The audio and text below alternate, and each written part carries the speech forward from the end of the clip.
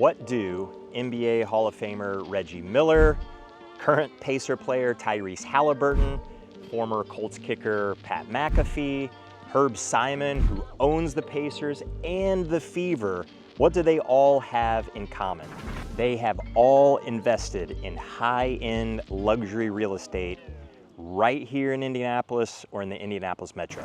Today I'm going to break down several luxury areas in Indianapolis and around Indianapolis. And all of these luxury communities, they're not just about large homes and a lot of square footage. They're about a lot more than that.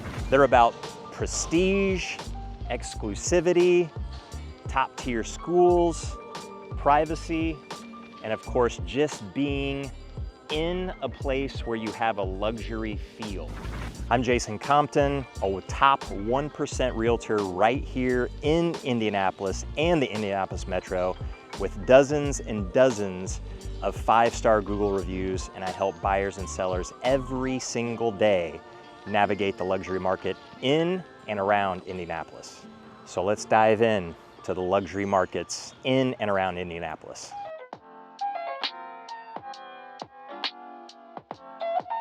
So we're gonna start where you find prestige and really the definition of Indianapolis luxuries found.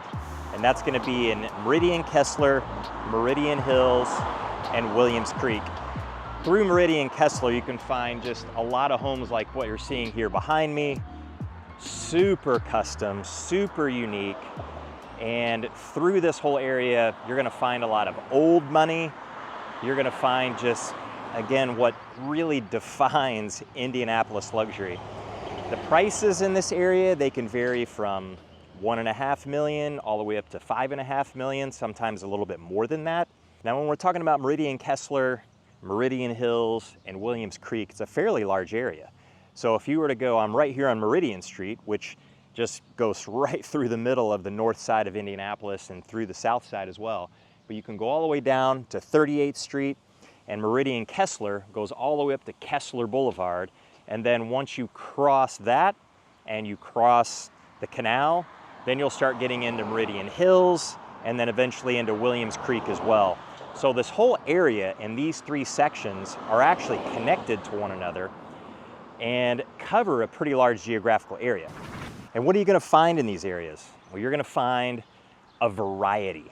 And anybody who wants to be in an area like this is certainly interested in being in Indianapolis for different reasons. Maybe you want to be here just because you want to be in the city. Maybe you want very close proximity to downtown. You want close proximity to the Art Museum and Newfields, the Children's Museum, interstates, just being really super central in Indianapolis and being in a prestigious neighborhood or area with a lot of history that appeals to a lot of people. Also, what you're going to find in this area is with a lot of those older homes and custom homes, you're never going to find a home that's exactly like another one. This entire area here, just north of 38th Street, years and years ago, decades and decades ago actually, it used to be the Indianapolis suburbs. For everybody that worked in downtown Indianapolis, which was really Indianapolis proper, they built all of these estates and custom homes just to the north and retreated out to the suburbs. So it's going to have a little bit of that feel to it, but it's an urban suburban feel. So you still feel like you're very much in the city, you're very much close to the city, you're gonna have more energy in a place like this, and you're certainly gonna have a whole lot more maturity. I mean, everywhere I look here, it is just mature, gigantic trees, along with some of these really large, super generous lots that you're gonna find in all of these houses. Now you can get into parts of Meridian Kessler where the lots aren't as big and you get into more of a courtyard or patio type of situation, but you're still gonna have some decent square footage on your lot, and you can also have some really nice square footage in your home. Now, if you're a buyer that's interested in luxury properties and you don't know exactly what you want, well, this is actually a pretty good place to visit if you want to be in Indianapolis itself and try to get really enough variety in the types of homes and types of properties that you're going to find in Meridian Kessler, Meridian Hills, and Williams Creek. So let me explain. So here in Meridian Kessler, you're going to find not exactly an urban vibe, but sort of closer to that urban vibe with a mix of suburbia within it than you're going to find in Meridian Hills or Williams Creek. So mature trees, sidewalks, close proximity to downtown.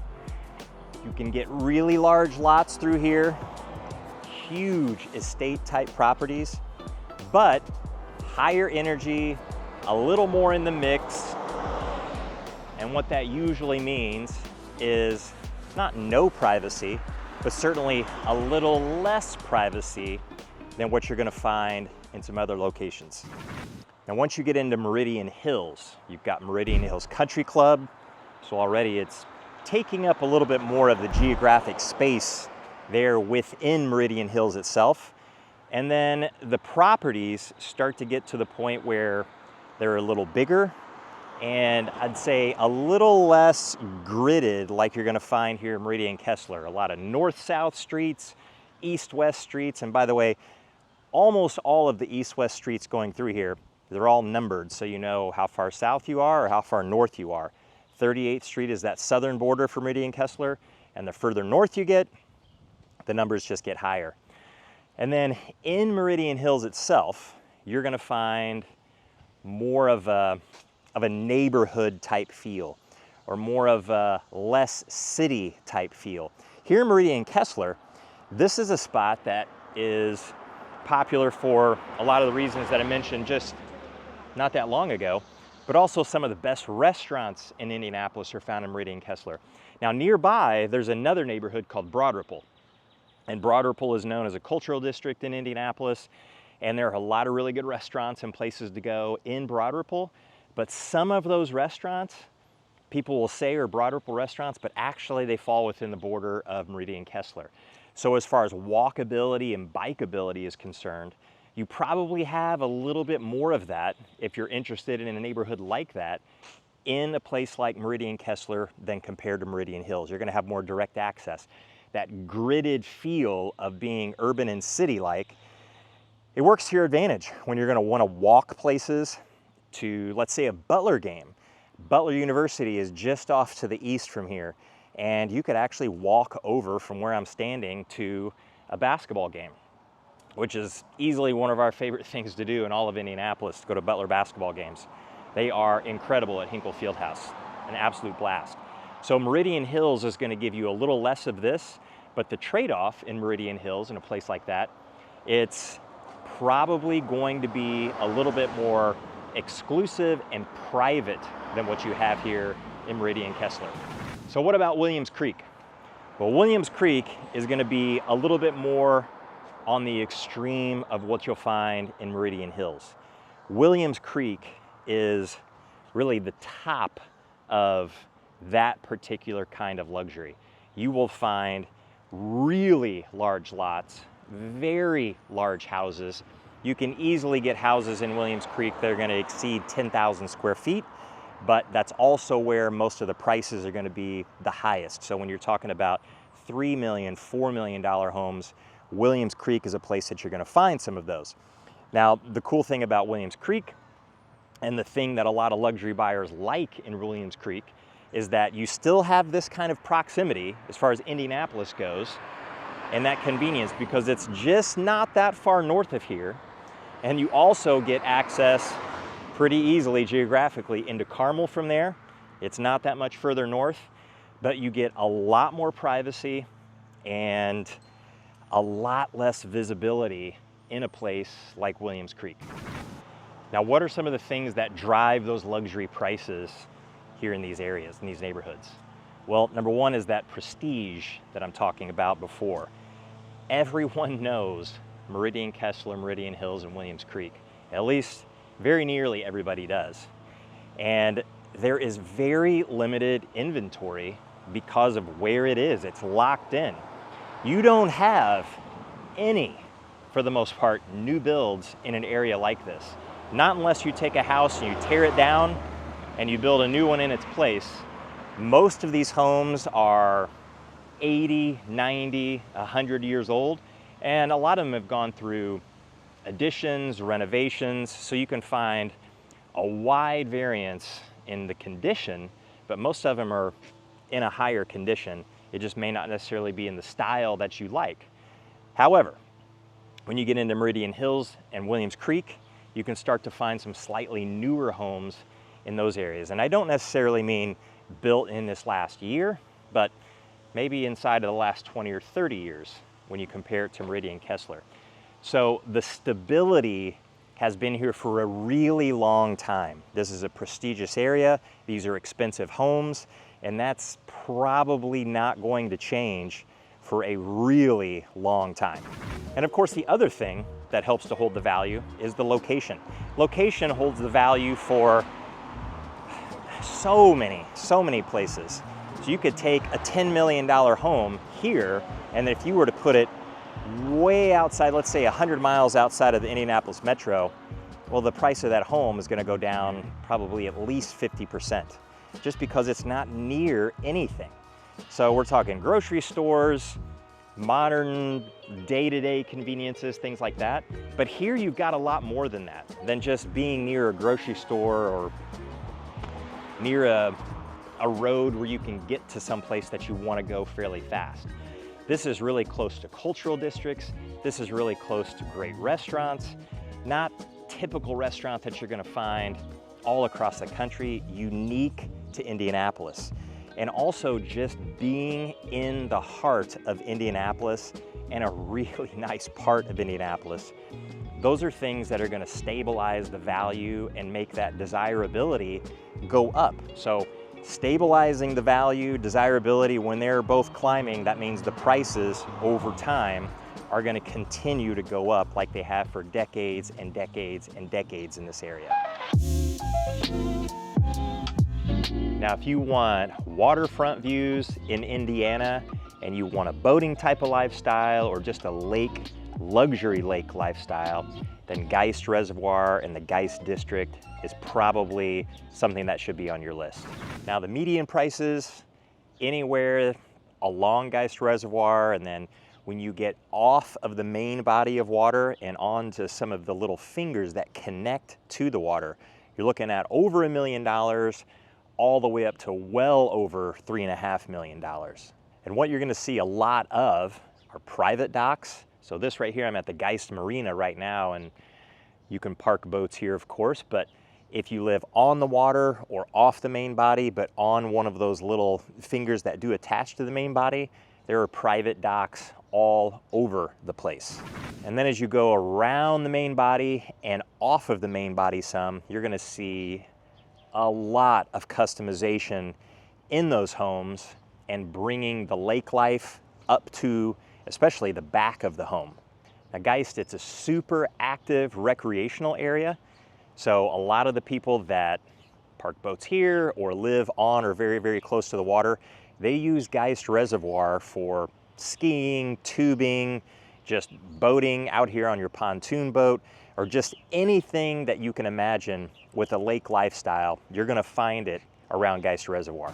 And one of the other things people that love just about Geist Reservoir and just the Geist District in general is that it's relatively peaceful and serene and very mature. It's green. You can actually find some rolling hills through this area.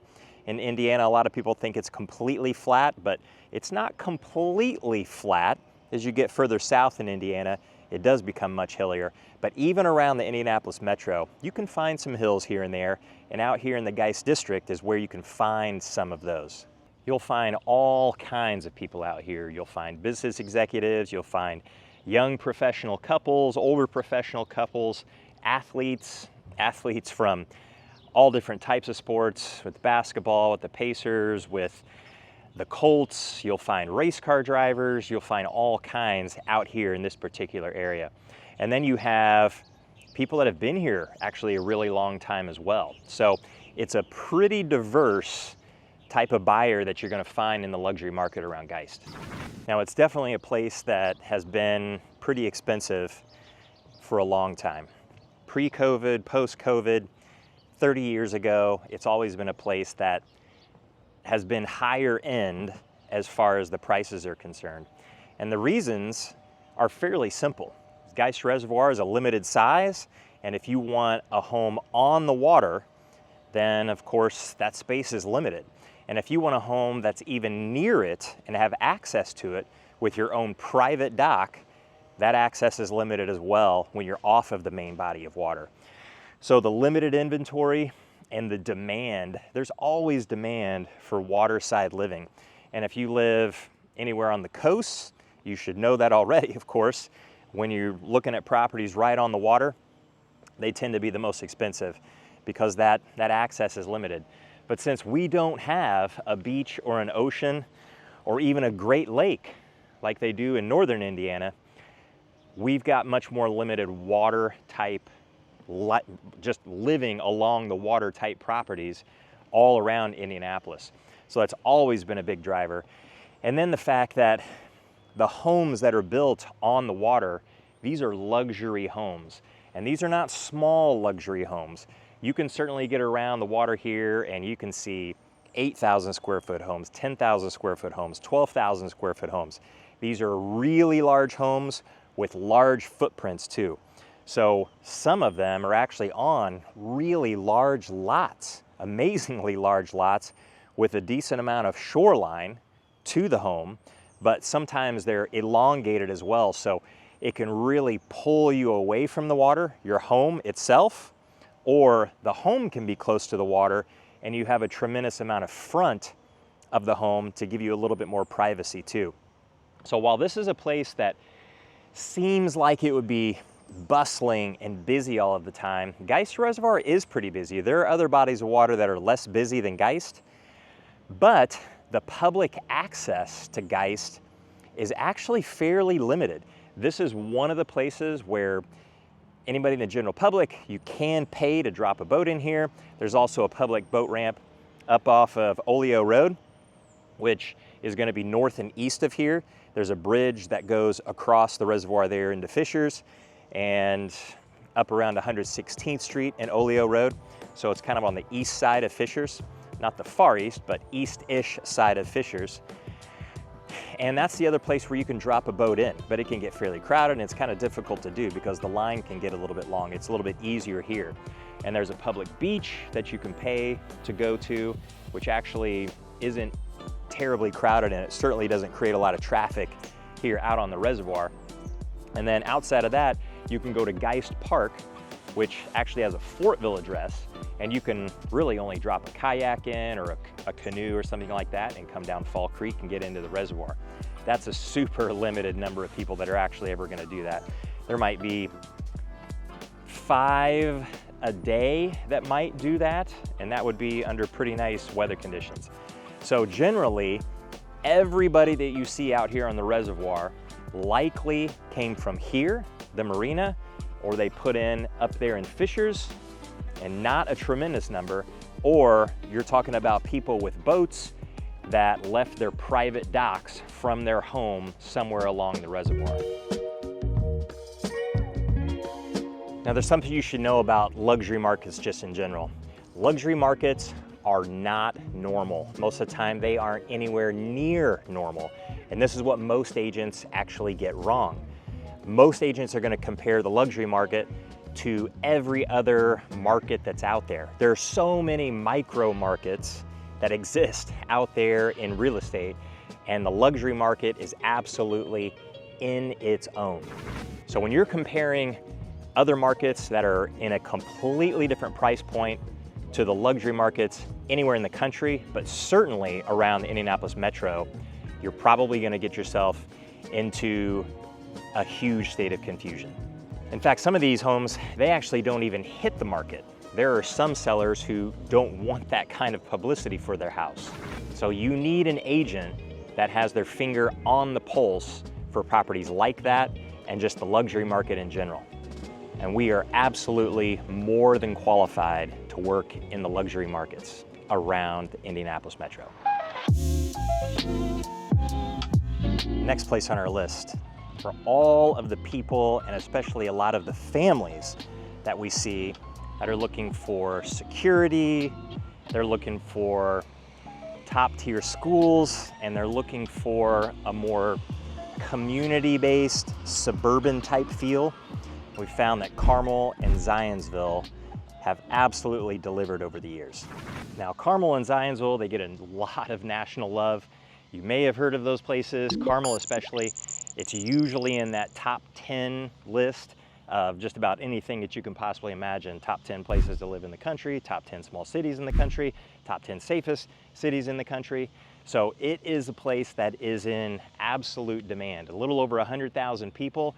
And Zionsville, which is right next to it, is 35,000 people or so. So it's quite a bit smaller than Carmel, but it's also in demand. Now, I've done other videos about these two particular places, the town of Zionsville and the city of not Westfield, but Carmel.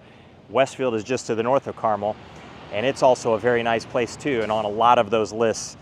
But there are, you can see some of these trucks rolling through here because I'm in a really new area of Zionsville. I'm in Holiday Farms right now, in Holiday Farms Country Club. There's actually one of the holes right here behind me. It's a Pete Dye golf course. If you've heard of Pete Dye, super famous architect, he and his wife Alice have designed hundreds of golf courses. Lots in Indiana and some across the world, like TPC Sawgrass, where the Players Championships played, and all kinds of other courses in the world where a lot of really big events have happened. But Carmel and Zionsville actually have two different feels to them. And again, I've gone through this in other videos in the past. And I would say that Carmel, for the most part, is a place that has a little bit more energy and is a little bit more in the mix of things compared to Zionsville, even though they share a border. So Zionsville is going to feel a little bit more, even though it's really, truly not, a little bit more exclusive, a little bit more geographically isolated, and it's always going to feel like it has a little less energy. If you want to get just the general vibe of what it's like between Carmel and Zionsville, is go to their downtown areas. Downtown Zionsville, super quaint, very old, and traditional. Brick Main Street, little tiny shops that line it. And if you go into Carmel, much larger, much more contemporary, much newer, and honestly a whole lot more people in downtown Carmel than you have in Zionsville. But when you go through homes in both Carmel and Zionsville, they're both going to be, outside of other places we've been in this video, the most expensive places to live on average around the whole Indianapolis metro. In Zionsville, the median home price in Zionsville is about $670,000. But that goes from that all the way up to well over $5 million. And you can get in here into Holiday Farms and certainly see places that are well into the millions. And you can do the same in Carmel, except the price can come down a little bit just to get started. So you can look at a median price in Carmel of around just over $500,000, $550,000, but also going up into the multi-million-dollar ranges. Now, Carmel and Zionsville are attractive for what I said right there at the beginning to a lot of people. But in Carmel and Zionsville, you can find a huge variety of homes, enormous variety. So when you compare it to, let's say, a place like Meridian Kessler, Meridian Kessler is going to have one vein of home there. You can find, of course, many different homes, all different from each other as far as their floor plans go, their size, but they're all in a traditional type of framework as far as thinking about the style of the home. They're older, they're going to have more of that prestigious feel, and when you look at a place like this in Holiday Farms, which you're just tripping over luxury homes, you're going to get much newer, so much newer homes. The homes themselves actually have been built here inside of the past 5 years, at least a lot of them, and especially in here, some are being built right now as we speak. And with that, it comes modern amenities, or at least more modern features inside of a home. Now you can go throughout Zionsville and find a lot of that, and you can go throughout Carmel and find a lot of that as well. And a place like this, and actually in Zionsville and in Carmel, you can find gated communities. Although I will say in this part of the country and in the town of Zionsville and city of Carmel, actual gated communities are more rare. This particular neighborhood though is gated, so had to go through a gate and a guard to get in here and get back in here to where the golf course is and the clubhouse and just along the homes that I'm walking along right now. But what you'll usually find oftentimes is in a particular neighborhood, and over in Carmel, if you go to the Bridgewater Club, which is one of my favorite places in Carmel, another Pete Dye golf course, and just an incredible country club. Holiday Farms is an incredible country club too. I'm just a big fan of both of them, but I really love the Bridgewater. The Bridgewater itself is not gated. You can go right into the clubhouse and see for yourself how nice it is. You can go through a lot of the neighborhoods in the Bridgewater, but then there are little enclaves that are gated. Or you can have individual properties that are gated. And actually here in Zionsville, that's a much more common thing. So what is it that drives the demand around here in this particular part, Zionsville or Carmel? Well, Zionsville and Carmel, the average household income is close to $150,000, and you compare that to the national average, somewhere in that $79,000 range. That higher income pushes the luxury market, the desire to have more luxury homes and more luxury areas. The second thing is the fact that Carmel and Zionsville both are limited in their size. So Carmel's really not getting any bigger. It's just over 100,000 people. There's no room for it to grow. And it could grow a little bit internally, but it really doesn't have that much space to do so. So the inventory there in Carmel is somewhat limited. Some new builds each year, of course, but no big sprawling communities for the most part anymore in Carmel. And then in Zionsville, Zionsville is growing, but not incredibly fast. And it doesn't have any eyes for growing so much faster, or a place like Westfield or Fishers and how much they've grown over the past 20 years. So there's a little bit of limited inventory as well in Zionsville. And the desire to be there, just because you don't have a whole lot of entry-level neighborhoods or mid-level neighborhoods, honestly, in Zionsville, the bar to get into a place like Zionsville is even a notch above where you find Carmel. Then, of course, being in some top-tier schools in both Carmel and Zionsville is super attractive to people too. Carmel is gigantic, Zionsville is much smaller. The high school there, you're talking less than 3,000 kids, and it is growing, but not at the rate some of the other places around Indianapolis are growing. So when faced between Carmel and Zionsville and you want to pick between the two, sometimes the school difference and the size difference comes into play for people's decision. But most of the time it's about the feel of what each are really like, because they do feel different, and you get that sense after you spend a little bit of time in both Zionsville and Carmel. And then you form your own opinions about them and your own preferences about them. But both of them are without a doubt places where you can find incredible luxury properties. Now, whether you're buying or selling or just starting to explore Indianapolis and the luxury markets, understanding how those luxury markets work in their own micro markets is the first step. Now, I help buyers and sellers navigate those micro markets of luxury every single week, matching them with their budget, their lifestyle, and their long-term goals. And we match all of those with the right neighborhood. If you're ready to get serious, then reach out by phone, text, email, any way that you know how. You can also download my relocation guide. The link for that is in the description below. And if you want to see more, then make sure you watch this next video, and we'll catch you in the next one.